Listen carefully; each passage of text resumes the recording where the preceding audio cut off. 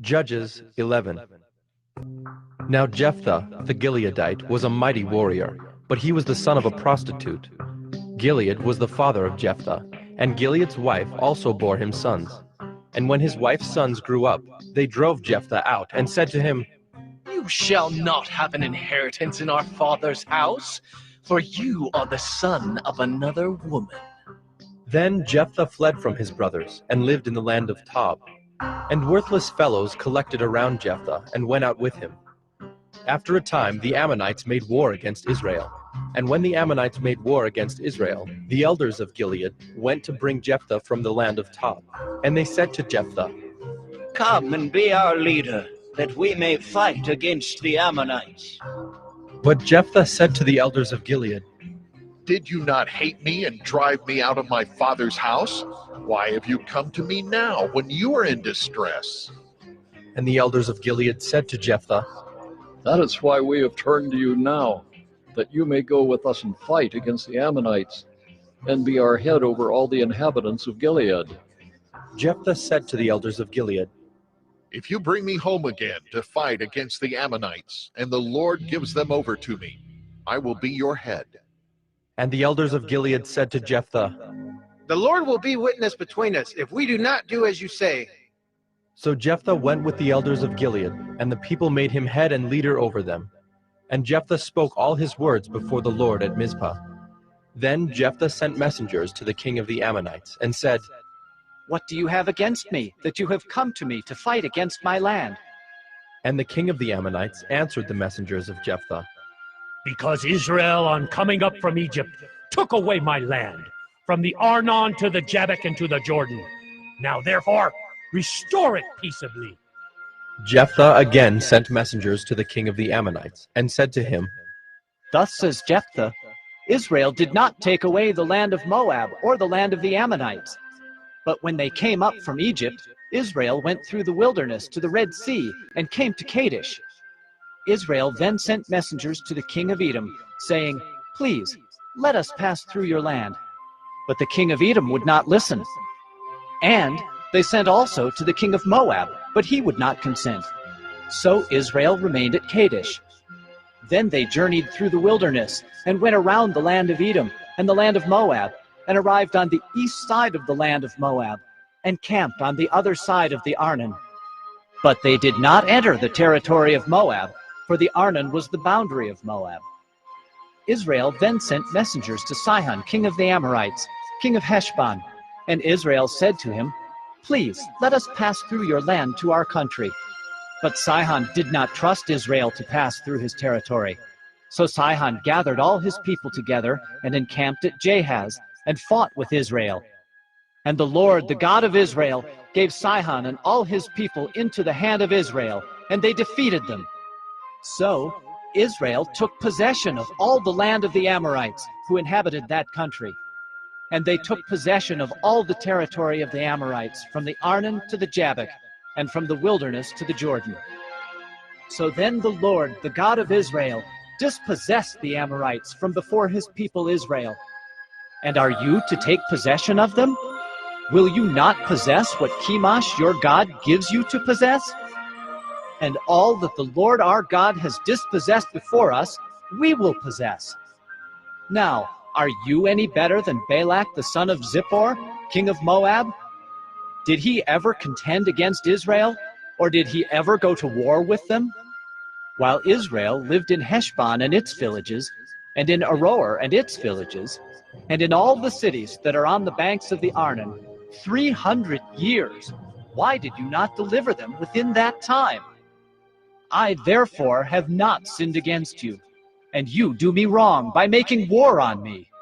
The Lord, the judge, decide this day between the people of Israel and the people of Ammon.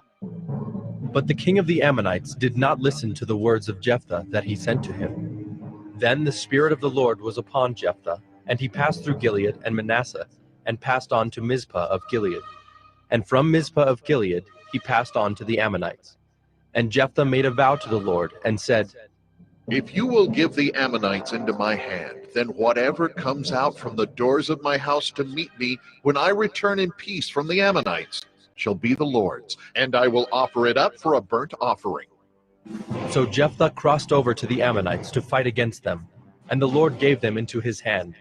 And he struck them from Aroer to the neighborhood of Minnit, 20 cities, and as far as Abel-Keramim, with a great blow. So the Ammonites were subdued before the people of Israel. Then Jephthah came to his home at Mizpah. And behold, his daughter came out to meet him with tambourines and with dances. She was his only child. Besides her, he had neither son nor daughter. And as soon as he saw her, he tore his clothes and said, Alas, my daughter, you have brought me very low, and you have become the cause of great trouble to me. For I have opened my mouth to the Lord, and I cannot take back my vow. And she said to him, My father, you have opened your mouth to the Lord. Do to me according to what has gone out of your mouth, now that the Lord has avenged you on your enemies, on the Ammonites. So she said to her father, Let this thing be done for me. Leave me alone 2 months, that I may go up and down on the mountains and weep for my virginity, I and my companions. So he said, Go. Then he sent her away for 2 months, and she departed, she and her companions, and wept for her virginity on the mountains. And at the end of 2 months, she returned to her father, who did with her according to his vow that he had made. She had never known a man, and it became a custom in Israel that the daughters of Israel went year by year to lament the daughter of Jephthah, the Gileadite, 4 days in the year.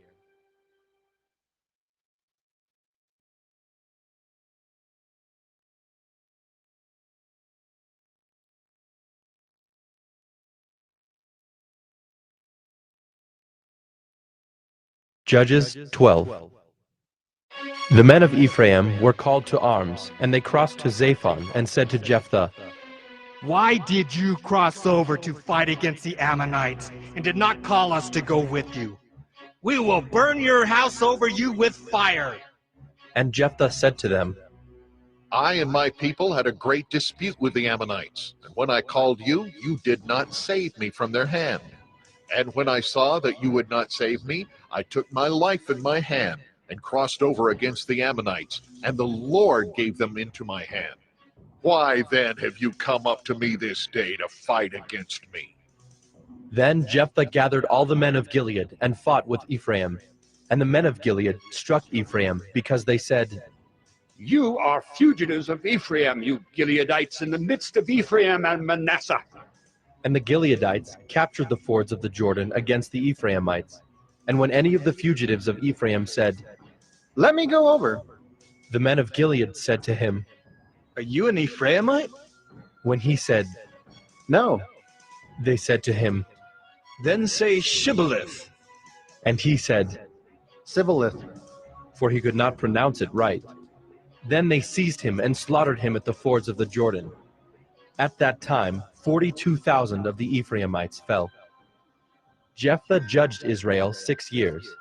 Then Jephthah the Gileadite died and was buried in his city in Gilead. After him, Ibzan of Bethlehem judged Israel. He had 30 sons, and 30 daughters he gave in marriage outside his clan, and 30 daughters he brought in from outside for his sons. And he judged Israel 7 years. Then Ibzan died and was buried at Bethlehem. After him, Elon the Zebulunite judged Israel, and he judged Israel 10 years. Then Elon the Zebulunite died and was buried at Ajalon in the land of Zebulun. After him, Abdon the son of Hillel the Pirathonite judged Israel. He had 40 sons and 30 grandsons, who rode on 70 donkeys, and he judged Israel 8 years. Then Abdon the son of Hillel the Pirathonite died, and was buried at Pirathon in the land of Ephraim, in the hill country of the Amalekites.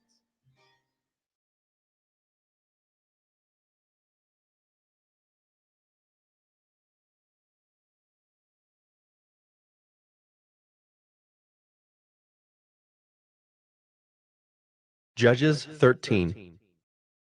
And the people of Israel again did what was evil in the sight of the Lord. So the Lord gave them into the hand of the Philistines for 40 years. There was a certain man of Zorah, of the tribe of the Danites, whose name was Manoah. And his wife was barren and had no children. And the angel of the Lord appeared to the woman and said to her, Behold, you are barren and have not borne children, but you shall conceive and bear a son. Therefore be careful and drink no wine or strong drink, and eat nothing unclean. For behold, you shall conceive and bear a son.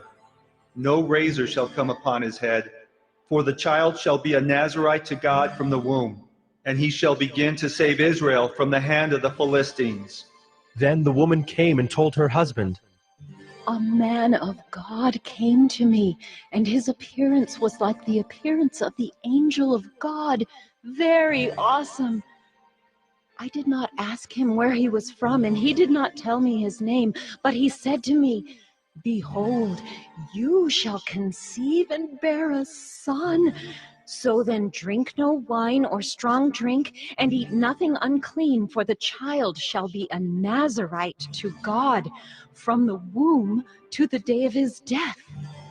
Then Manoah prayed to the Lord and said, O Lord, please let the man of God whom you sent come again to us and teach us what we are to do with the child who will be born. And God listened to the voice of Manoah. And the angel of God came again to the woman as she sat in the field. But Manoah, her husband, was not with her. So the woman ran quickly and told her husband, Behold, the man who came to me the other day has appeared to me. And Manoah arose and went after his wife, and came to the man and said to him, Are you the man who spoke to this woman? And he said, I am. And Manoah said, Now when your words come true, what is to be the child's manner of life, and what is his mission? And the angel of the Lord said to Manoah, Of all that I said to the woman, let her be careful. She may not eat of anything that comes from the vine, neither let her drink wine or strong drink, or eat any unclean thing. All that I commanded her, let her observe. Manoah said to the angel of the Lord, Please, let us detain you and prepare a young goat for you. And the angel of the Lord said to Manoah, If you detain me, I will not eat of your food. But if you prepare a burnt offering, then offer it to the Lord. For Manoah did not know that he was the angel of the Lord. And Manoah said to the angel of the Lord, What is your name, so that when your words come true, we may honor you? And the angel of the Lord said to him, Why do you ask my name, seeing it is wonderful? So Manoah took the young goat with the grain offering, and offered it on the rock to the Lord, to the one who works wonders. And Manoah and his wife were watching. And when the flame went up toward heaven from the altar, the angel of the Lord went up in the flame of the altar. Now Manoah and his wife were watching, and they fell on their faces to the ground. The angel of the Lord appeared no more to Manoah and to his wife. Then Manoah knew that he was the angel of the Lord. And Manoah said to his wife, We shall surely die, for we have seen God. But his wife said to him, If the Lord had meant to kill us, he would not have accepted a burnt offering and a grain offering at our hands, or shown us all these things, or now announced to us such things as these. And the woman bore a son, and called his name Samson. And the young man grew, and the Lord blessed him. And the Spirit of the Lord began to stir him in Mahanadan, between Zorah and Eshtaol.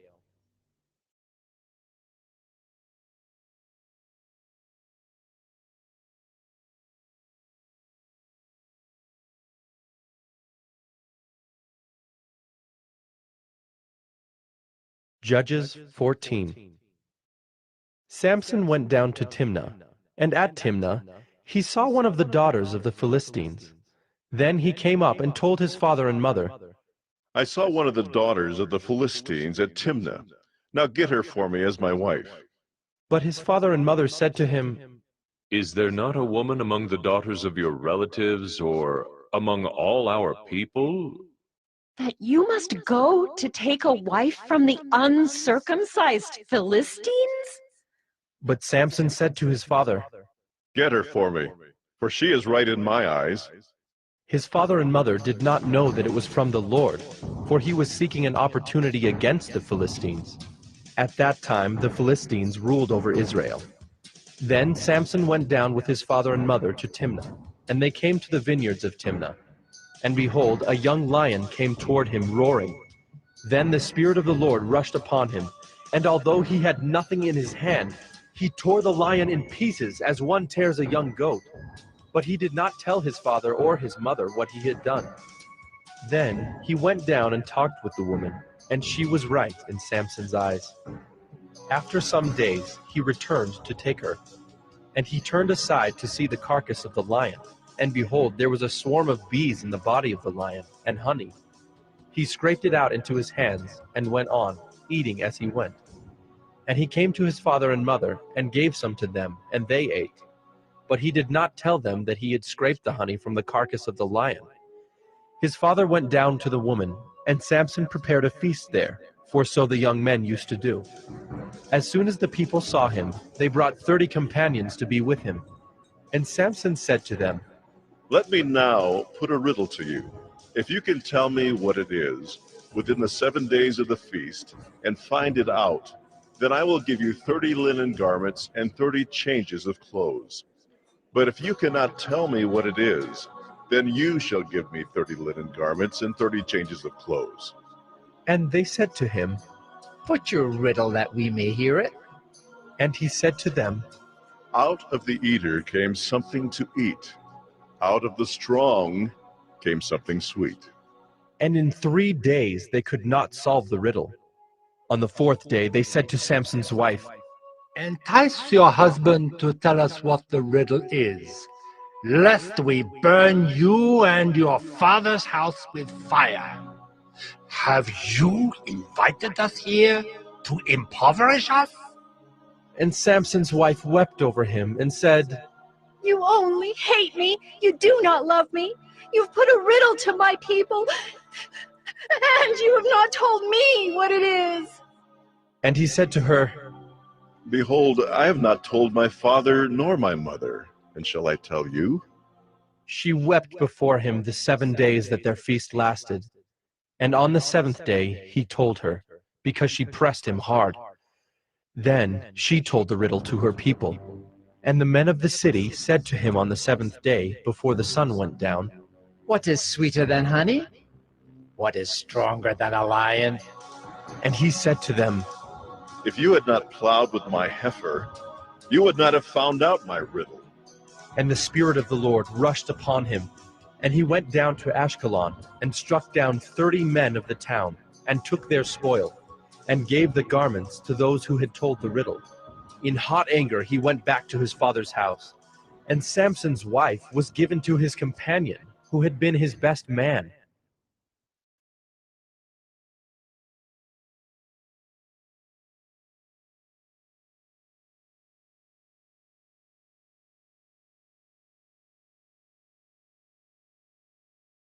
Judges 15.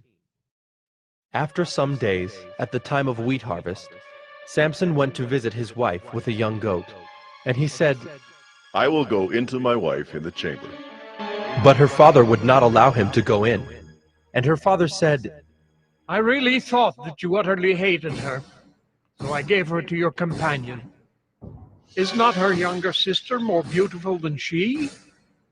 Please, take her instead. And Samson said to them, This time I shall be innocent in regard to the Philistines, when I do them harm. So Samson went and caught 300 foxes, and took torches. And he turned them tail to tail, and put a torch between each pair of tails. And when he had set fire to the torches, he let the foxes go into the standing grain of the Philistines, and set fire to the stacked grain and the standing grain, as well as the olive orchards. Then the Philistines said, Who has done this? And they said, Samson, the son-in-law of the Timnite, because he has taken his wife and given her to his companion. And the Philistines came up and burned her and her father with fire. And Samson said to them, If this is what you do, I swear I will be avenged on you. And after that, I will quit. And he struck them hip and thigh with a great blow. And he went down and stayed in the cleft of the rock of Etam. Then the Philistines came up and encamped in Judah, and made a raid on Lehi. And the men of Judah said, Why have you come up against us? They said, We have come up to bind Samson, to do to him as he did to us. Then 3,000 men of Judah went down to the cleft of the rock of Etam, and said to Samson, Do you not know that the Philistines are rulers over us? What then is this that you have done to us? And he said to them, As they did to me, so have I done to them. And they said to him, We have come down to bind you, that we may give you into the hands of the Philistines. And Samson said to them, Swear to me that you will not attack me yourselves. They said to him, No, we will only bind you and give you into their hands. We will surely not kill you. So they bound him with 2 new ropes, and brought him up from the rock. When he came to Lehi, the Philistines came shouting to meet him. Then the Spirit of the Lord rushed upon him, and the ropes that were on his arms became as flax that has caught fire, and his bonds melted off his hands. And he found a fresh jawbone of a donkey, and put out his hand and took it, and with it he struck 1,000 men. And Samson said, With a jawbone of a donkey, heaps upon heaps, with a jawbone of a donkey have I struck down 1,000 men. As soon as he had finished speaking, he threw away the jawbone out of his hand, and that place was called Ramoth Lehi. And he was very thirsty, and he called upon the Lord and said, You have granted this great salvation by the hand of your servant. And shall I now die of thirst and fall into the hands of the uncircumcised? And God split open the hollow place that is at Lehi, and water came out from it. And when he drank, his spirit returned, and he revived. Therefore, the name of it was called En-Hakkore. It is at Lehi to this day. And he judged Israel in the days of the Philistines 20 years.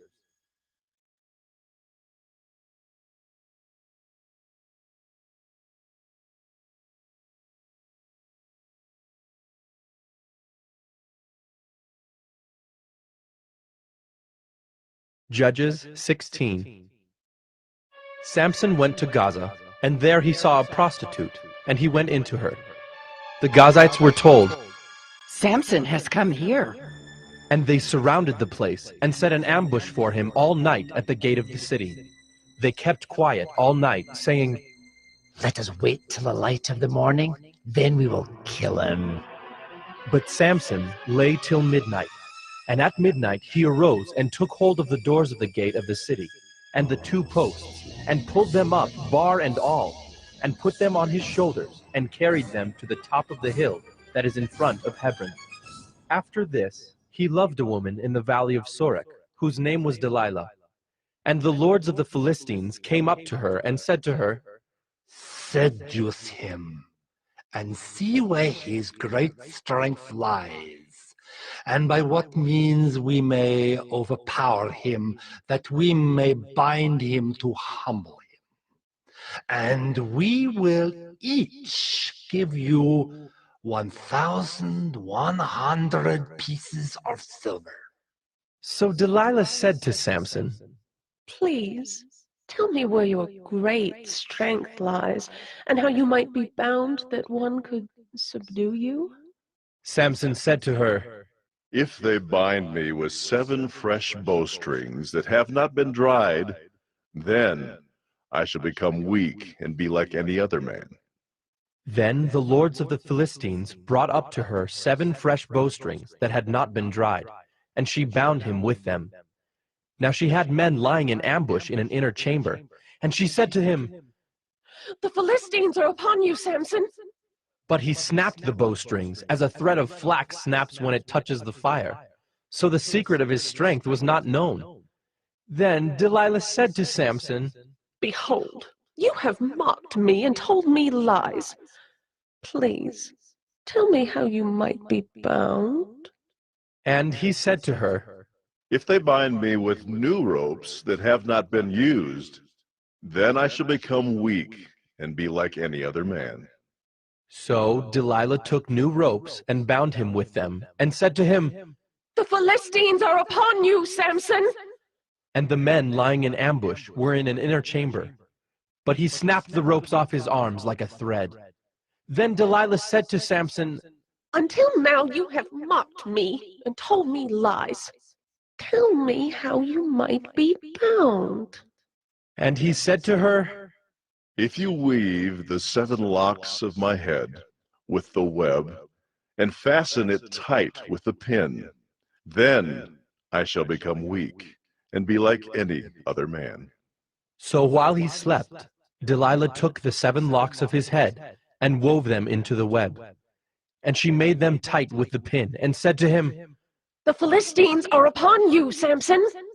But he awoke from his sleep, and pulled away the pin, the loom, and the web. And she said to him, How can you say I love you when your heart is not with me? You have mocked me these 3 times, and you have not told me where your great strength lies. And when she pressed him hard with her words, day after day, and urged him, his soul was vexed to death. And he told her all his heart, and said to her, A razor has never come upon my head, for I have been a Nazirite to God from my mother's womb. If my head is shaved, then my strength will leave me, and I shall become weak and be like any other man. When Delilah saw that he had told her all his heart, she sent and called the lords of the Philistines, saying, Come up again, for he has told me all his heart. Then the lords of the Philistines came up to her and brought the money in their hands. She made him sleep on her knees, and she called a man and had him shave off the 7 locks of his head. Then she began to torment him, and his strength left him. And she said, The Philistines are upon you, Samson. And he awoke from his sleep and said, I will go out as at other times and shake myself free. But he did not know that the Lord had left him. And the Philistines seized him and gouged out his eyes, and brought him down to Gaza, and bound him with bronze shackles. And he ground at the mill in the prison. But the hair of his head began to grow again after it had been shaved. Now the lords of the Philistines gathered to offer a great sacrifice to Dagon their god, and to rejoice. And they said, Our God has given Samson, our enemy, into our hands. And when the people saw him, they praised their God, for they said, Our God has given our enemy into our hand, the ravager of our country who has killed many of us. And when their hearts were merry, they said, Call Samson, that he may entertain us. So they called Samson out of the prison, and he entertained them. They made him stand between the pillars. And Samson said to the young man who held him by the hand, Let me feel the pillars on which the house rests, that I may lean against them. Now the house was full of men and women. All the lords of the Philistines were there, and on the roof there were about 3,000 men and women, who looked on while Samson entertained. Then Samson called to the Lord and said, Oh Lord God, please remember me, and please strengthen me only this once. Oh God, that I may be avenged on the Philistines for my 2 eyes. And Samson grasped the 2 middle pillars on which the house rested, and he leaned his weight against them, his right hand on the one and his left hand on the other. And Samson said, Let me die with the Philistines.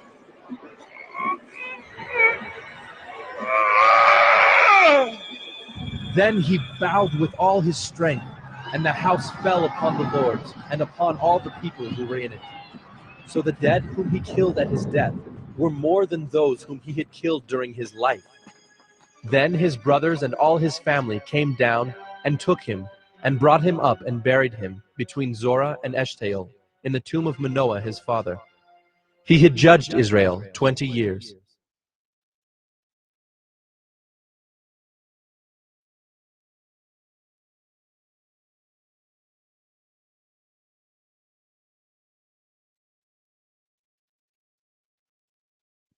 Judges 17. There was a man of the hill country of Ephraim, whose name was Micah. And he said to his mother, The 1,100 pieces of silver that were taken from you, about which you uttered a curse, and also spoke it in my ears, behold, the silver is with me. I took it. And his mother said, Blessed be my son by the Lord. and he restored the 1,100 pieces of silver to his mother. And his mother said, I dedicate the silver to the Lord from my hand for my son, to make a carved image and a metal image. Now therefore I will restore it to you. So when he restored the money to his mother took 200 pieces of silver and gave it to the silversmith, who made it into a carved image and a metal image. And it was in the house of Micah. And the man Micah had a shrine, and he made an ephod and household gods, and ordained one of his sons, who became his priest. In those days there was no king in Israel. Everyone did what was right in his own eyes. Now there was a young man of Bethlehem in Judah, of the family of Judah, who was a Levite, and he sojourned there. And the man departed from the town of Bethlehem in Judah to sojourn where he could find a place. And as he journeyed, he came to the hill country of Ephraim, to the house of Micah. And Micah said to him, Where do you come from? And he said to him, I am a Levite of Bethlehem in Judah, and I'm going to sojourn where I may find a place. And Micah said to him, Stay with me, and be to me a father and a priest, and I will give you 10 pieces of silver a year, and a suit of clothes, and your living. And the Levite went in, and the Levite was content to dwell with the man, and the young man became to him like one of his sons. And Micah ordained the Levite, and the young man became his priest, and was in the house of Micah. Then Micah said, Now I know that the Lord will prosper me, because I have a Levite as priest.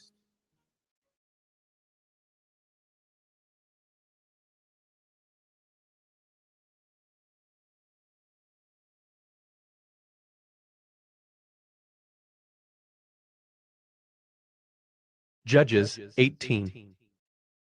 In those days there was no king in Israel, and in those days the tribe of the people of Dan was seeking for itself an inheritance to dwell in, for until then no inheritance among the tribes of Israel had fallen to them. So the people of Dan sent 5 able men from the whole number of their tribe, from Zorah and from Eshtaol, to spy out the land and to explore it. And they said to them, Go and explore the land. And they came to the hill country of Ephraim, to the house of Micah, and lodged there.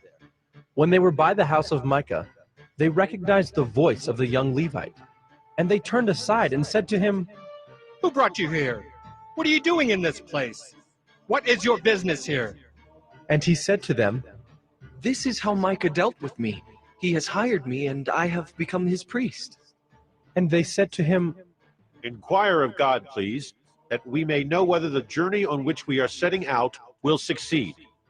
And the priest said to them, Go in peace. The journey on which you go is under the eye of the Lord.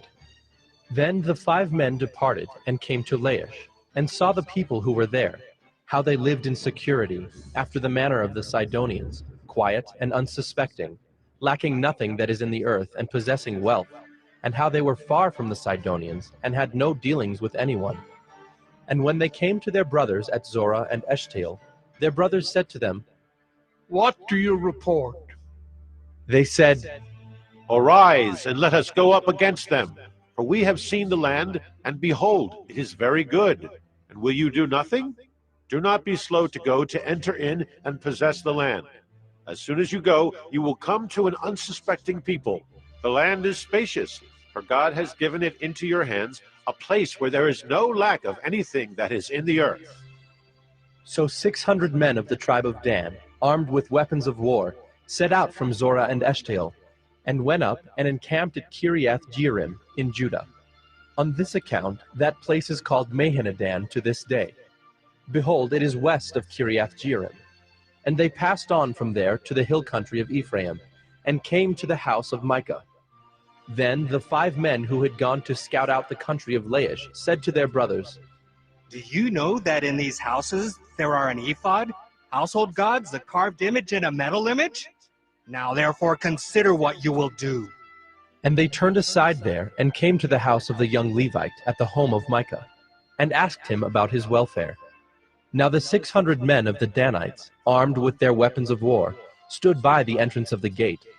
And the 5 men who had gone to scout out the land went up and entered and took the carved image, the ephod, the household gods, and the metal image, while the priests stood by the entrance of the gate with the 600 men armed with weapons of war. And when these went into Micah's house and took the carved image, the ephod, the household gods, and the metal image, the priest said to them, "What are you doing?"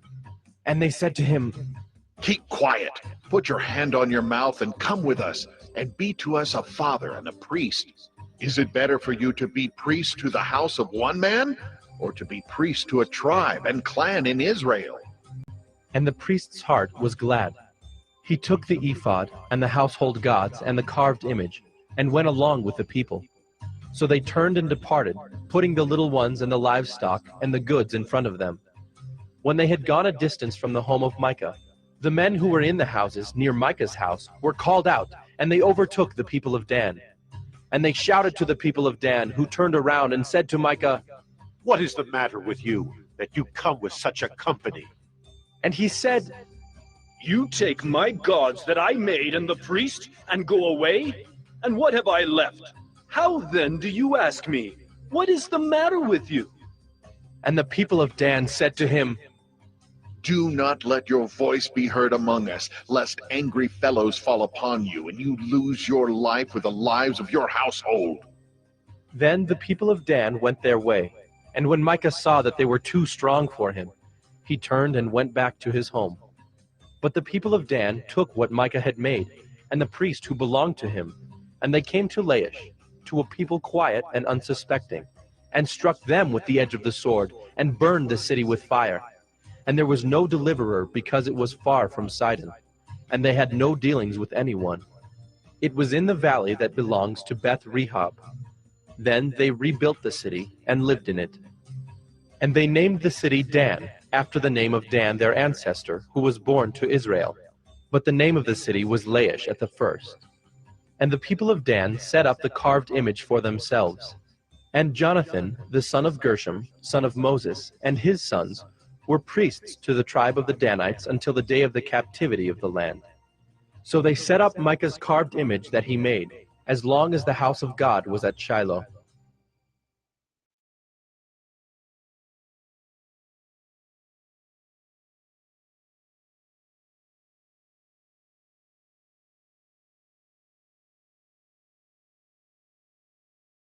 Judges 19.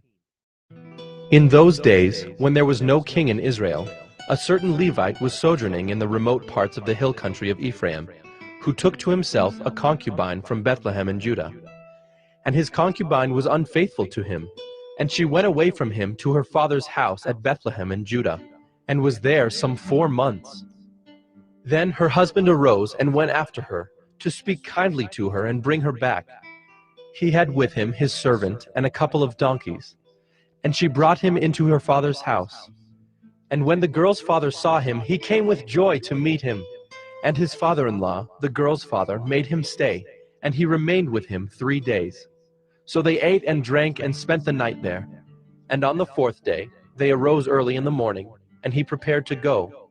But the girl's father said to his son-in-law, "Strengthen your heart with a morsel of bread, and after that you may go." So the 2 of them sat and ate and drank together. And the girl's father said to the man, "Be pleased to spend the night, and let your heart be merry." And when the man rose up to go, his father-in-law pressed him till he spent the night there again. And on the 5th day he arose early in the morning to depart. And the girl's father said, "Strengthen your heart, and wait until the day declines." So they ate, both of them.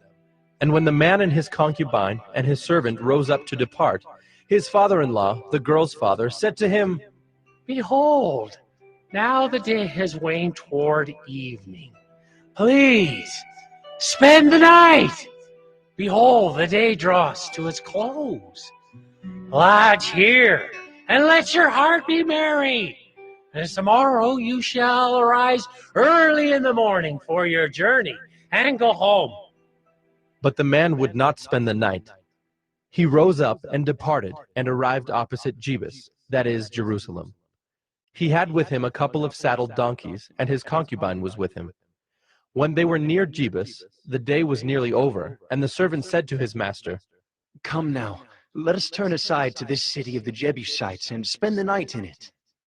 And his master said to him, We will not turn aside into the city of foreigners who do not belong to the people of Israel, but we will pass on to Gibeah. And he said to his young man, Come, and let us draw near to one of these places, and spend the night at Gibeah, or at Ramah. So they passed on, and went their way.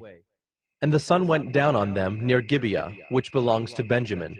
And they turned aside there to go in, and spend the night at Gibeah.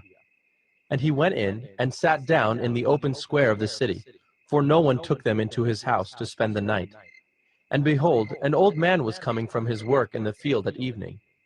The man was from the hill country of Ephraim, and he was sojourning in Gibeah.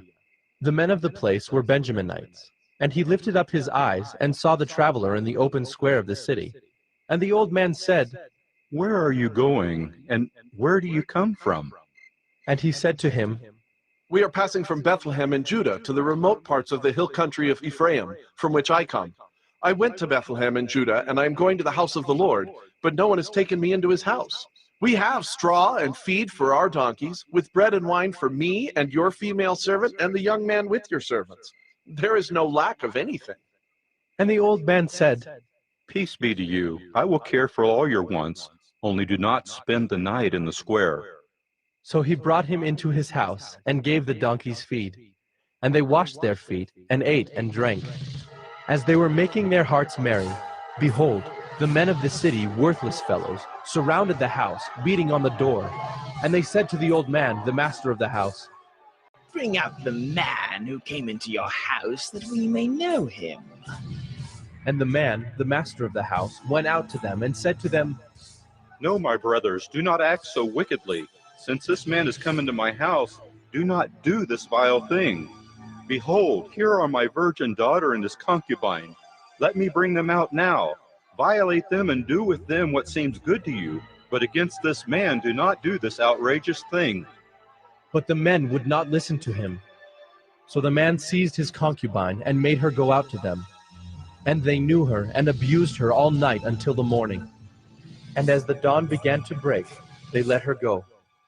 And as morning appeared, the woman came and fell down at the door of the man's house where her master was, until it was light. And her master rose up in the morning, and when he opened the doors of the house, and went out to go on his way, behold, there was his concubine lying at the door of the house, with her hands on the threshold. He said to her, Get up, let us be going. But there was no answer. Then he put her on the donkey, and the man rose up and went away to his home. And when he entered his house, he took a knife, and taking hold of his concubine, he divided her limb by limb into 12 pieces, and sent her throughout all the territory of Israel. And all who saw it said, Such a thing has never happened or been seen from the day that the people of Israel came up out of the land of Egypt until this day. Consider it, take counsel, and speak.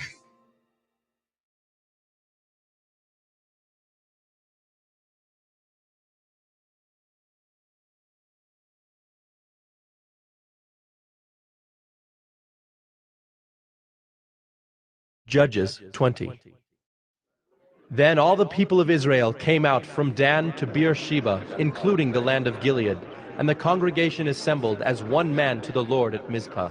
And the chiefs of all the people, of all the tribes of Israel, presented themselves in the assembly of the people of God, 400,000 men on foot that drew the sword. Now the people of Benjamin heard that the people of Israel had gone up to Mizpah. And the people of Israel said, Tell us, how did this evil happen?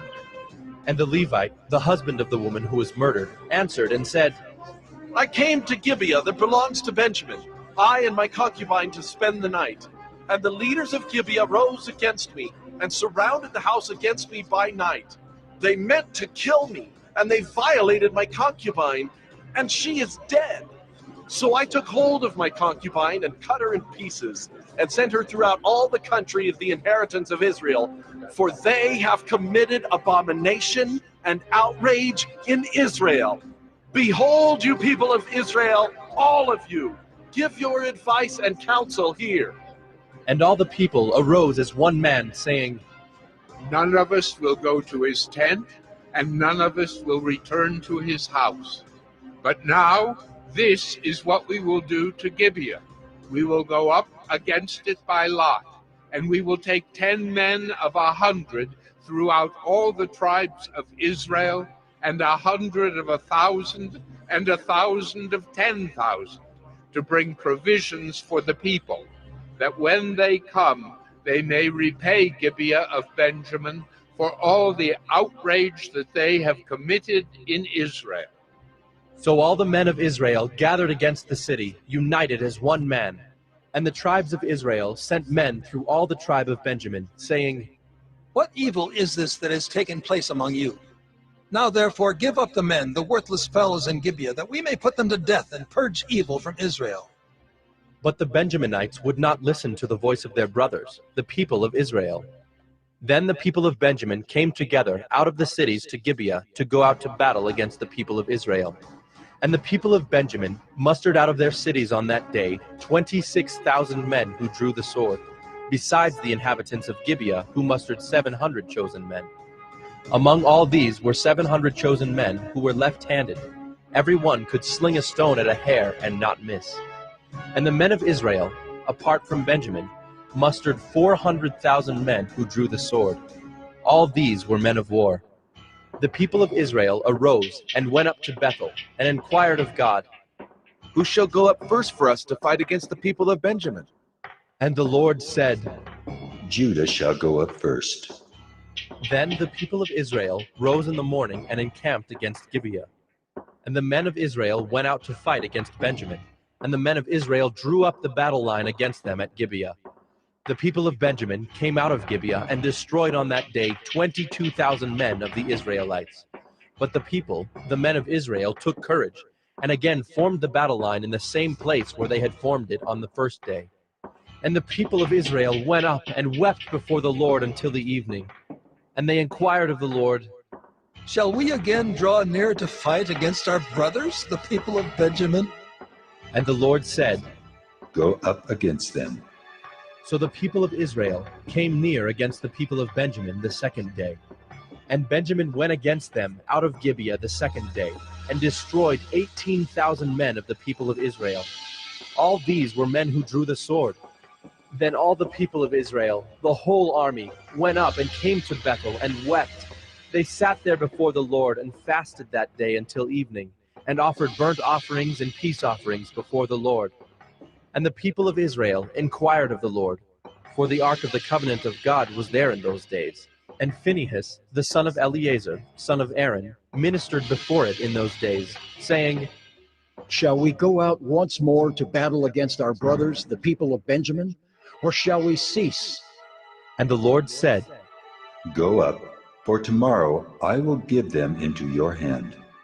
So Israel sent men in ambush around Gibeah.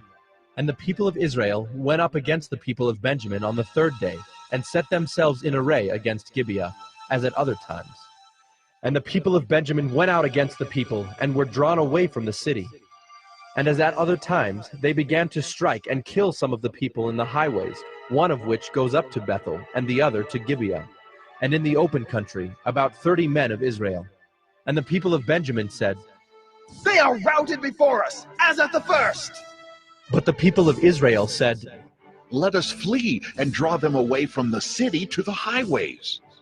And all the men of Israel rose up out of their place and set themselves in array at Baal Tamar. And the men of Israel who were in ambush rushed out of their place from Mearagibah. And there came against Gibeah 10,000 chosen men out of all Israel. And the battle was hard, but the Benjaminites did not know that disaster was close upon them. And the Lord defeated Benjamin before Israel. And the people of Israel destroyed 25,100 men of Benjamin that day. All these were men who drew the sword. So the people of Benjamin saw that they were defeated. The men of Israel gave ground to Benjamin, because they trusted the men in ambush whom they had set against Gibeah. Then the men in ambush hurried and rushed against Gibeah. The men in ambush moved out and struck all the city with the edge of the sword. Now the appointed signal between the men of Israel and the men in the main ambush was that when they made a great cloud of smoke rise up out of the city, the men of Israel should turn in battle. Now Benjamin had begun to strike and kill about 30 men of Israel. They said, "Surely they are defeated before us, as in the first battle." But when the signal began to rise out of the city in a column of smoke, the Benjaminites looked behind them, and behold, the whole of the city went up in smoke to heaven. Then the men of Israel turned, and the men of Benjamin were dismayed, for they saw that disaster was close upon them. Therefore they turned their backs before the men of Israel in the direction of the wilderness, but the battle overtook them.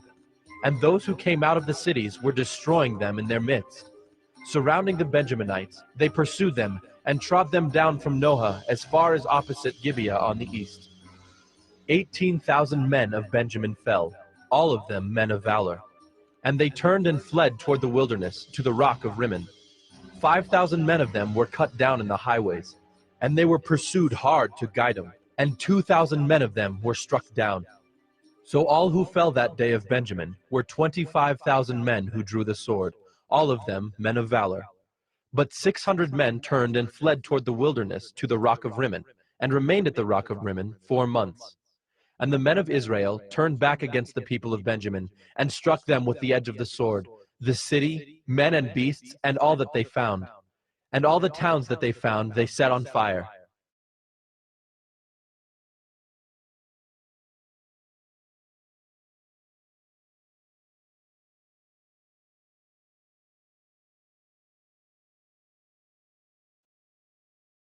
Judges 21.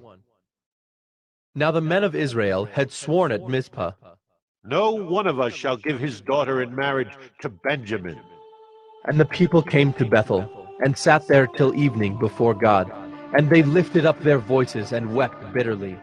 And they said, "O Lord, the God of Israel, why has this happened in Israel, that today there should be one tribe lacking in Israel?" And the next day the people rose early and built there an altar, and offered burnt offerings and peace offerings. And the people of Israel said, "Which of all the tribes of Israel did not come up in the assembly to the Lord?" For they had taken a great oath concerning him who did not come up to the Lord to Mizpah, saying, "He shall surely be put to death." And the people of Israel had compassion for Benjamin their brother, and said, "One tribe is cut off from Israel this day. What shall we do for wives for those who are left? Since we have sworn by the Lord that we will not give them any of our daughters for wives." And they said, "What one is there of the tribes of Israel that did not come up to the Lord to Mizpah?" And behold, no one had come to the camp from Jabesh Gilead to the assembly. For when the people were mustered, behold, not one of the inhabitants of Jabesh Gilead was there. So the congregation sent 12,000 of their bravest men there, and commanded them, "Go and strike the inhabitants of Jabesh Gilead with the edge of the sword, also the women and the little ones. This is what you shall do. Every male and every woman that has lain with a male you shall devote to destruction." And they found among the inhabitants of Jabesh Gilead 400 young virgins, who had not known a man by lying with him. And they brought them to the camp at Shiloh, which is in the land of Canaan. Then the whole congregation sent word to the people of Benjamin who were at the rock of Rimmon, and proclaimed peace to them. And Benjamin returned at that time. And they gave them the women whom they had saved alive of the women of Jabesh Gilead. But they were not enough for them. And the people had compassion on Benjamin, because the Lord had made a breach in the tribes of Israel. Then the elders of the congregation said, "What shall we do for wives for those who are left, since the women are destroyed out of Benjamin?" And they said, "There must be an inheritance for the survivors of Benjamin, that a tribe not be blotted out from Israel. Yet we cannot give them wives from our daughters." For the people of Israel had sworn. "Cursed be he who gives a wife to Benjamin." So they said, "Behold, there is the yearly feast of the Lord at Shiloh, which is north of Bethel, on the east of the highway that goes up from Bethel to Shechem and south of Labonah." And they commanded the people of Benjamin, saying, "Go and lie in ambush in the vineyards, and watch. If the daughters of Shiloh come out to dance in the dances, then come out of the vineyards and snatch each man his wife from the daughters of Shiloh, and go to the land of Benjamin. And when their fathers or their brothers come to complain to us, we will say to them, grant them graciously to us, because we did not take for each man of them his wife in battle, neither did you give them to them, else you would now be guilty. And the people of Benjamin did so, and took their wives, according to their number, from the dancers whom they carried off. Then they went and returned to their inheritance, and rebuilt the towns and lived in them. And the people of Israel departed from there at that time, every man to his tribe and family, and they went out from there, every man to his inheritance. In those days there was no king in Israel. Everyone did what was right in his own eyes.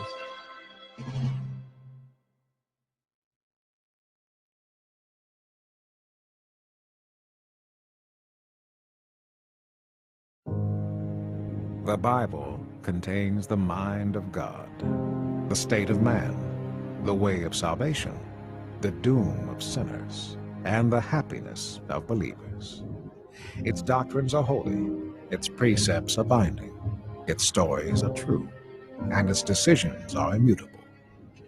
Read it to be wise, believe it to be safe, and practice it to be holy. It contains light to direct you, food to support you, and comfort to cheer you. It is the traveler's map, the pilgrim's staff, the pilot's compass, the soldier's sword, and the Christian's charter. Here, paradise is restored, heaven opened, and the gates of hell disclosed. Christ is its grand subject, our good the design, and the glory of God its end. It should fill the memory, rule the heart, and guide the feet. Read it slowly, frequently, and prayerfully.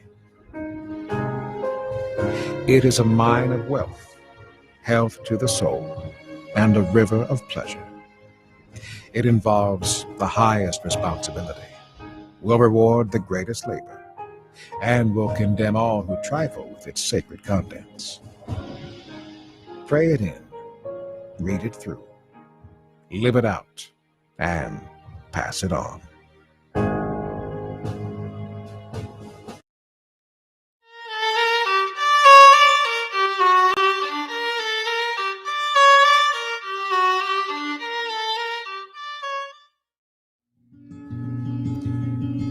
Between the days of Moses and the era of the great kings, the judges led the people of Israel through the treacherous process of settling into a new land and making it into their own.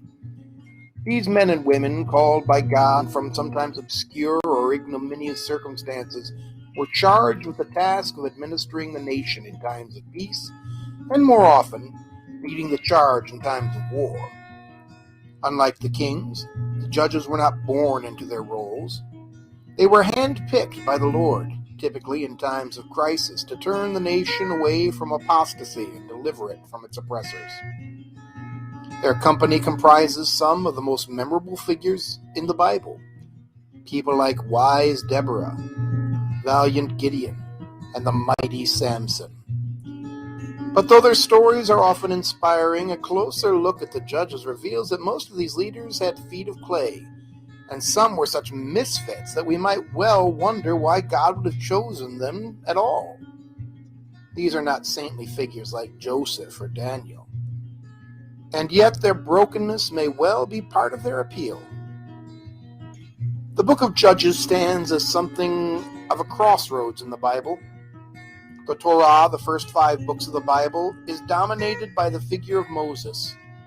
Joshua, as Moses' protege, essentially continued that tradition, completing the work that Moses had begun.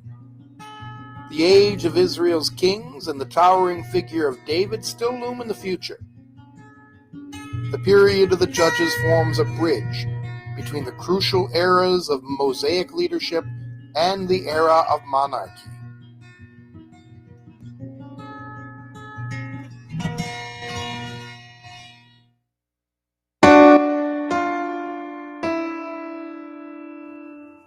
But the book of Judges isn't simply a chronology of that interim era. In fact, it's not really a chronology at all. The stories here don't appear to be in chronological order. One of the last stories told in the book quite clearly happened near the beginning of the Judges era. It's possible that some of these stories told here actually overlapped in time, occurring in different regions of the land. So rather than being a chronology of the era, the book of Judges appears to be more of an anthology, a collection of representative stories meant to provide us with an overview and a characterization of the era, rather than a blow-by-blow account of what happened. But it's not just a hodgepodge of materials drawn from various sources about Israel's past. It's a carefully constructed work of literature designed to drive home some important lessons to a nation in turmoil.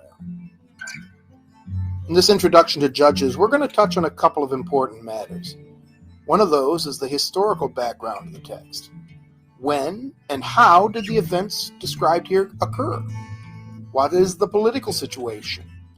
What is Israelite society like in these days? Who are these enemies described in the book? What is their relationship to the fledgling Israelite nation? These are some of the questions that biblical scholars and archaeologists have been kicking around for the last century or so. Another significant aspect of this book is its literary character. As an anthology, the book of Judges consists of a collection of stories that probably originated in various places and maybe circulated independently before they were finally assembled into a book of the Bible. What were the natures of the original stories? What literary devices have the authors employed, making their stories interesting and meaningful? Who assembled them into a book? How much of this book's message is the product of the original stories, and how much is the work of the editors who assembled it? There is yet another important aspect of this text, and that's its theological message, but we'll be saving that topic for another lecture. But for now, we do need to note that this book isn't designed primarily to fill our gaps about Israelite history. Its primary purpose is to tell us about Israel's relationship with God.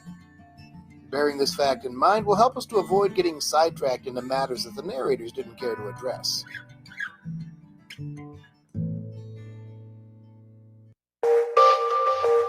So let's start with the historical and cultural background. Scholars generally agree that the period of the Israelite monarchy began sometime around 1050 BC. So we can confidently state that the era of the Judges ended sometime around the turn of that first millennium BC. The question of when it begins, that's a bit more of a challenge. There are two major theories for dating the Exodus from Egypt. One says that the Exodus occurred around 1470 BC, which would mean the period of the Judges lasted about 400 years. The other theory is that the Exodus occurred around 1235 BC, which would put that era more like 200 years. Well, you say, why not just add up all the numbers for the Judges' lengths of administrations? See what we come up with. As we noted earlier, the book really isn't a chronology of the era. Undoubtedly, some of those administrations overlapped or occurred in different orders than those presented in the book, so the numbers really aren't going to help that much. All we can say with certainty is that Israel was led by judges for at least a couple hundred years before the time of the kings. Another matter of concern is the state of Israelite society in those days. A biblical scholar named Martin Noth advanced a theory several decades ago that Israel in those days was similar to archaic Greece in the sense that in Greece, a group of cities or tribal groups would sometimes join together in patronage of a central shrine. This is an arrangement known as an amphictyony, or sometimes called an amphictyonic league. Noth speculated that the Israelites might have had a similar kind of association. A group of people bound together not actually by common ancestry so much as by their patronage of the tabernacle. While this theory hasn't found anything near universal acceptance, it would explain the Israelites' tendency to pull apart so easily, as if each tribe formed its own separate state rather than a cohesive nation. It foreshadows events to come later in Israel's history when the nation divides into two kingdoms. One of the questions that scholars have pondered is how this political picture differs from the picture presented in the book of Joshua. In Joshua, we see a united Israel, fighting is won against the inhabitants of the Promised Land. But in Judges, the Israelites seem almost as likely to fight against each other as they are to fight the Canaanites. But that's not the only issue that gives scholars pause. In Joshua, the conquest of Canaan is presented as rapid, decisive. Joshua 21:41 says, "Thus the Lord gave to Israel all the land that he swore to their fathers that he would give them. And having taken possession of it, they settled there. And the Lord gave them rest on every side." But now compare that to Judges 3:1, where it's stated, "These are the nations that the Lord left to test all those in Israel who had no experience of any war in Canaan." And then it goes on to list several nations. So now we might ask, which one was it?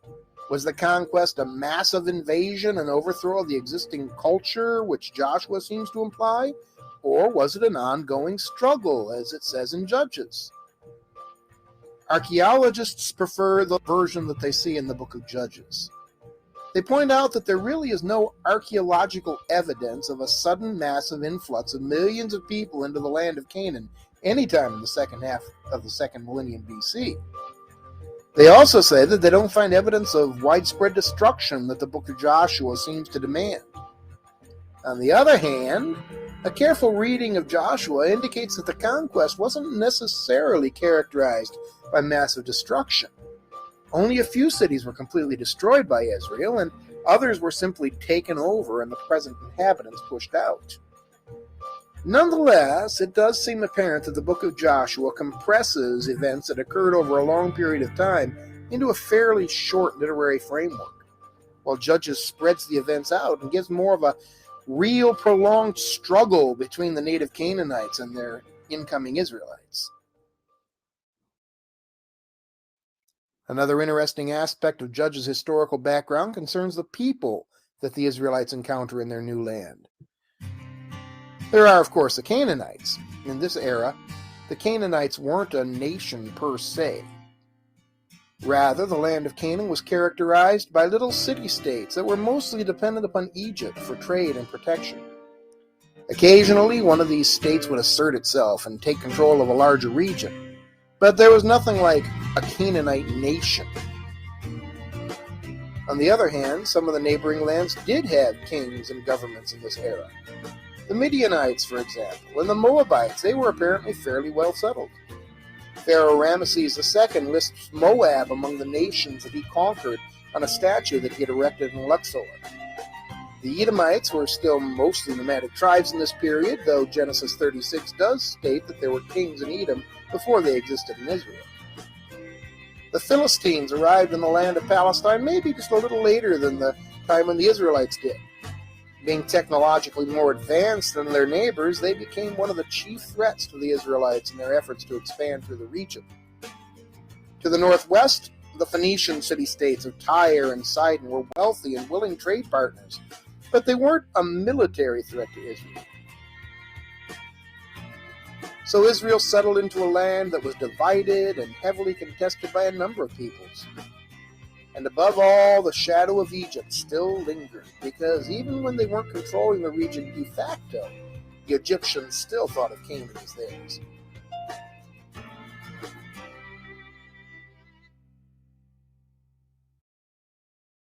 Now, all of this political intrigue sets the stage for the literary complexity of the book of Judges. Each of these stories originated in its own context. Each one forms a self-contained unit that could be told all by itself as an entertaining hero tale. But the way they've been assembled in this book, the way they form an ongoing narrative, clearly this is not merely an accident, but is a design. The composer has selected these stories and joined them together in a way that makes each case appear more desperate than the last. It's not just that Israel keeps choosing to do the wrong things. They grow egregiously more wicked through the course of the narrative, until our narrator puts a bow on the whole sordid mess with the laconic observation, "There was no king in Israel in those days. Everyone did what was right in his own eyes." There's really no telling when the original stories of the people like Ehud and Deborah and Samson were first composed. But we're on a little firmer footing when we ask the question of how they got edited together into the book of Judges. Now, don't get me wrong, like most of the Old Testament, the book of Judges is anonymous. Traditionally, it was attributed to the prophet Samuel, who also happens to be the last of the judges. Nowadays, however, a new theory has replaced the traditional understanding and is gaining fairly wide acceptance. Today, most scholars believe that the book of Judges was composed in a few stages by a person or persons known as a Deuteronomist. This theory, like the theory of the Amphictyonic League, originated with Martin Note, and it was modified by the Harvard scholar Frank Moore Cross. Note argued that Joshua, Judges, Samuel, and Kings were composed during the Babylonian exile to explain the fall of Judah. When you think of it, here it is, a nation which believes that its God is the sole creator of heaven and earth, and that this God had chosen to dwell in Jerusalem. But now their nation was in captivity. Jerusalem and the temple of the Lord had been destroyed. You can imagine that could have resulted in quite a crisis of faith among the people of Judah.